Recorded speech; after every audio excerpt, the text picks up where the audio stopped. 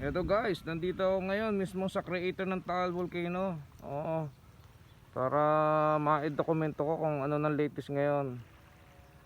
Sunday ngayon, January 19. Oo, tingnan nyo. Okay naman dito, normal lang. Oo, medyo tahimik, walang usok. Ayun yung vulkan ngayon, oh. Oo, hindi yung mataas na yan, yung sa gilid.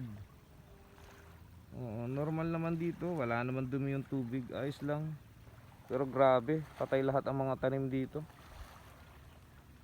Wala talagang pakikinabangan. Oo, bago ako nakarating dito, gumulong pa ako. Ay, nako, sira yung aking BMW. Ito guys, andito ako sa baba. Try ko pa rin bumaba sa pinakang crater. No, dito sa babang baba.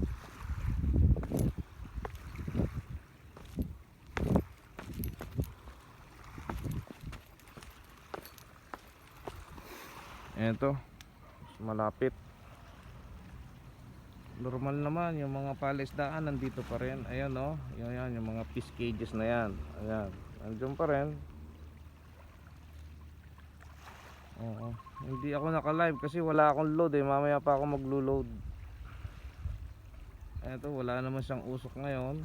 Hindi yung mataas ay nasa gilid, yun ang bulkan. Ito yung pinakang akala natin bulkan pero hindi ito. Yung nasa gilid do, dakong kaliwa nandun. So ngayon hindi na siya umuusok, tahimik na. Oo, mas gusto ko nga puputok siya ngayon para live. Wow.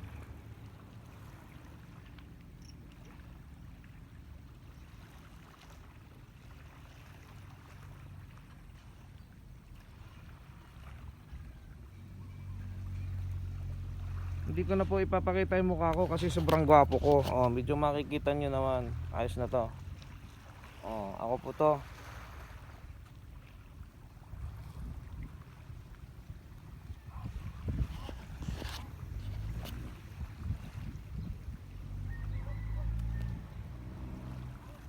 Walang usok. Doon na yung bulkan, nandun mismo sa lugar na yon. Pero pag nasa taas ka, sa Tagaytay, makikita mo umuusok siya. Sa ngayon, okay na siya. Salamat.